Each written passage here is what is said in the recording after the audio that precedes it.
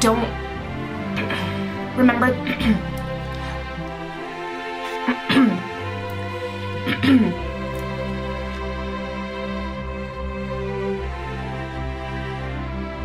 What's up, everybody? Happy day 3 of Vlogmas. Merry Christmas and Merry December.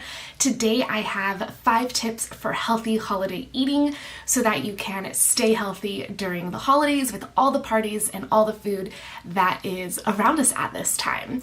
Yesterday I told you guys it was on my Christmas list. Make sure you check that video out if you haven't already. And on the first day of Vlogmas, I answered some fun questions, so make sure you check that out as well if you haven't had a chance yet. Otherwise, let's go ahead and get started. Okay, so my first tip is to keep your workouts up, and specifically I'm talking about strength training.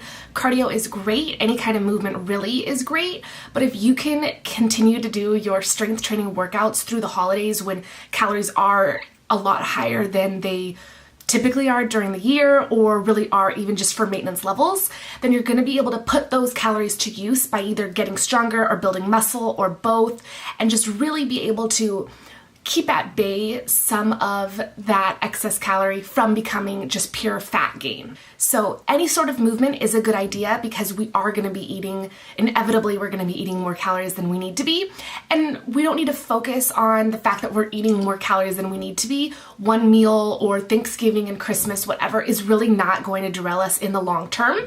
But if we can put those calories to use, that would be a lot better, and we can do that by maintaining our strength training program. So now is a great time to up the volume or up the intensity and work on some strength. Our second tip for healthy holiday eating is to give yourself some buffer room. This is a little bit of a tricky tip, but I'll explain it to you and hopefully it makes sense. Comment down below if you have any further questions. So if you know you're going to go to a party tonight, then maybe it makes a little bit of sense to have 100 calories less at breakfast, 100 calories less at your snack, and 100 calories less at lunch, so you have that 300 calorie buffer room for when you go to the party tonight. You know you're gonna eat dessert, you know you might have 2 desserts, you know you're gonna have a drink or 2. Maybe all of that combined is more than 300 calories, but because you had 300 calories, we're not really going over by all that much. We're only going over by what is more than 300 calories. The reverse of that is you eat the same breakfast, the same snack, the same lunch, and now you eat dessert twice and a couple beers, and now you're over by all of that, right? So you're over your maintenance calorie requirements. We're only taking 100 calories away per meal, and you don't even have to take, that's just a number I came up with. Take whatever works for you so that you are creating buffer room, but you're not super hungry in the short term, like leading up to the party where now you just overdo it no matter what. So take a little bit from here, a little bit from there, and let it add up so that you can have it later. We're not restricting, we're just being a little bit more aware of what we're doing in the beginning of the day because we're very aware of what we're doing at the end of the day. Tip number 3 is to prioritize protein. Protein is very satisfying, so it's going to keep us full throughout the day when we're waiting for that party to come up where we're gonna have a couple cookies and a couple drinks. Protein also helps build muscle. So we were just in the gym training for strength because we're eating extra calories and we're trying to put those to use.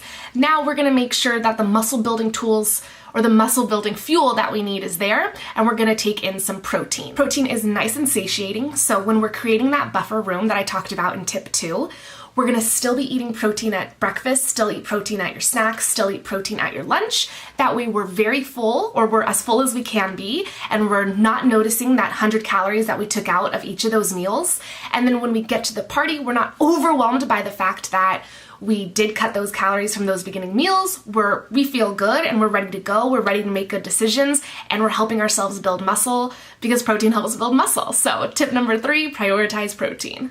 Tip number 4, remember to drink plenty of water. It is very easy to let hydration fall down your list of priorities when alcohol and food and family are around and in great abundance. But dehydration can be confused for hunger, which is gonna lead us to overeat. And dehydration increases our risk of injury in the gym. So it's going to be very hard to keep our strength training workouts up and to put those extra calories that we're eating to use if we are injured and we can't make it into the gym. So keep a reusable water bottle on you as often as you can, and try to load up on water before you go to a party, or match every drink that you're having with a glass of water so you can make sure that you are staying hydrated. I would also probably recommend just having a glass of water before bed.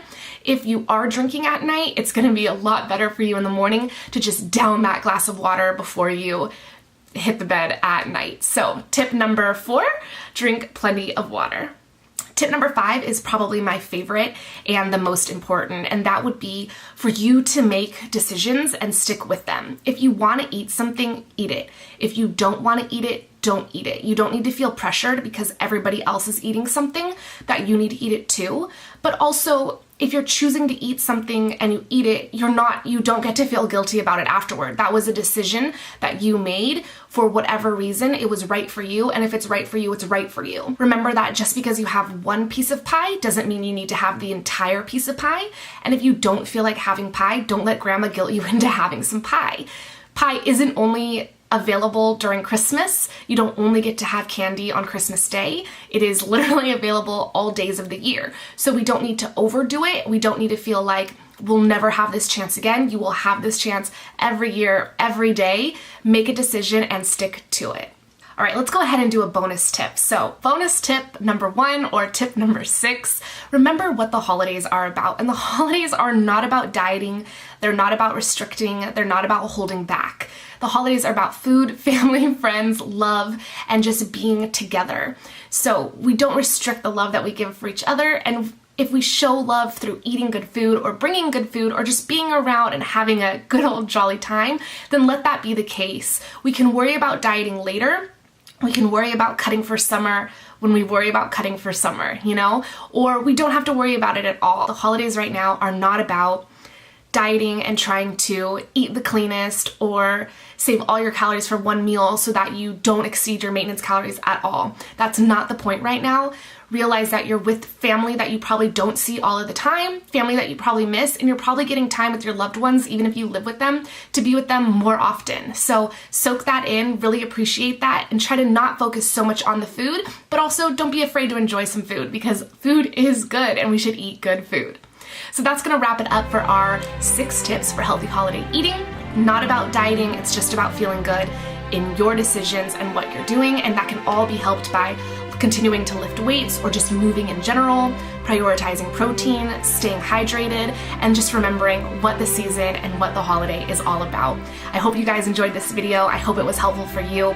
Comment down below and let me know what your Christmas Eve plans are. Also, let me know if you bring a certain dish to Christmas Eve. I'm gonna be bringing some gluten-free pecan pie bars, and I will share that recipe with you guys later this month. So comment down below, let me know if you bring anything to Christmas Eve, or Christmas, I guess, if you don't do anything on Christmas Eve. Hope you guys enjoyed this video. Subscribe to the channel, like the video, and I'll see you guys tomorrow.